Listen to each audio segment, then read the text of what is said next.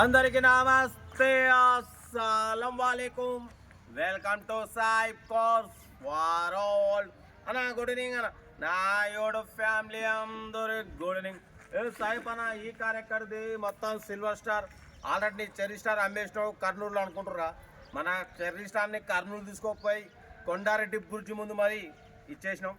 పడిపోతే ఈరోజు మార్నింగే అప్లోడ్ చేసినాం మన ఛానల్లో. హైదరాబాద్ నుండి ఆల్టో 2008 మోడల్ ఆర్సీ బ్యాండ్ అయిపోయి 1 year అవుతుంది. ఇదే కార్ని అప్లోడ్ చేసినాం. ఇదే కార్ని మన సబ్స్క్రైబర్ నెల్లూరు నుండి ఫాలో అవుతుండు 1 year నుంచి. ఇదే కార్ని నెంబర్ ఇచ్చినాం. డైరెక్ట్ పేమెంట్ చేసి అన్న ఎట్లున్నా ఏం లేదు, మాకు కార్ కావాలి, మా మిడిల్ క్లాస్ ఫ్యామిలీ తిరగడం కోసం ఎన్నో రోజు వెయిట్ చేస్తున్నాం. సైపన్న చెప్పిందంటే కార్ బరబ్బర్ ఉంటుంది. ఇక మా ఫ్యామిలీ మా మిస్సెస్ని తీసుకొని నేను బయలుదేరుతున్నా. డైరెక్ట్ బస్ ఎక్కి నేను హైదరాబాద్కి వస్తా, లేదంటే సురాపేటకు వస్తా. సైపన్న కడ నేను తీసుకుంటా. ఈ కార్ని సైపన్న కడకి పంపి అని చెప్పి 49,500 పెడితే 47,000కి కార్ తీసేసుకుండు.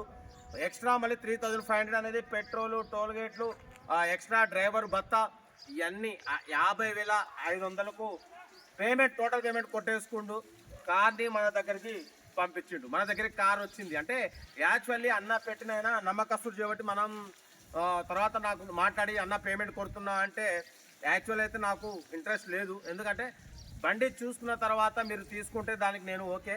మీరు బండి చూడకుండా తీసుకుంటున్నారు అంటే తర్వాత ఇది ఏమైనా నాకు సంబంధం లేదు. ఎందుకంటే కార్ ఎట్లుందో నాకు కూడా తెలియదు.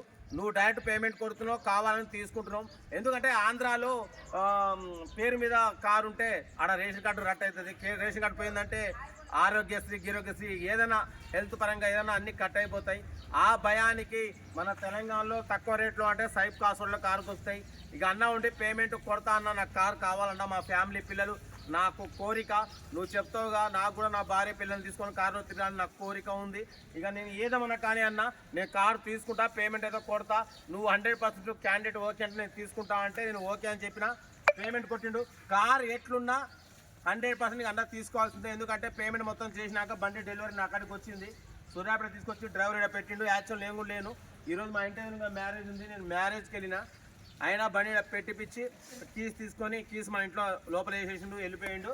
ఏదేమున్నా ఇప్పుడు నెల్లూరు నుంచి వచ్చి అన్న క్యాండిడేట్ తీసుకొని వెళ్ళిపోతాడు. అంటే ఇటువంటి సాహసాలు ఎవరు చేయకండి. ఎందుకు పెట్టినా ఈ వీడియో అంటే ఇదో గ్రేట్ అని కాదు. ముందు ఎవరు కూడా ఇటువంటి సాహసాలు చేయకండి. నాకు చెప్పకుండా మీరు అమౌంట్లు కొట్టడం, కార్లు తీసుకోవడం ఇది కరెక్ట్ పద్ధతి కాదు. ఎందుకంటే కార్ అనేది టెక్నికల్గా చాలా ఉంటాయి. ఇంజన్, బాడీ, సస్పెన్షన్ నేను చెప్తా, ఇవన్నీ ఎన్నో ఉంటాయి. అది మరి ఏం చూడకుండా అన్న తీసుకుంటున్నా అంటే ఒక కార్లో ఫ్యామిలీతో తిరగాలని ఒక కోరిక, అంతే. దానికోసం ఈ కార్ని అన్న తీసుకుండు, మన కాడికి పంపించిండు. నేను కూడా మిడిల్ క్లాస్లో అందరి కార్లో తిరగాలనేది నా టార్గెట్ చేయబట్టి సరే ఓకే వచ్చింది. బండి ముందు ఇప్పుడు ట్రయల్ కూడా వేయలే. గ్లాస్ అయితే కొంచెం బ్రేక్ అయి ఉంది. టైర్లు, గీర్లు, బాడీ గిడి మొత్తం అయితే ఓకే ఉంది. లేదా బాడీ కార్ అయితే చెక్ చేయలేదు. అయినా ఫస్ట్ వీడియో మీకు పెడుతున్నా. ఎందుకంటే తీసుకొచ్చి మాకు పెట్టిపోయిండు.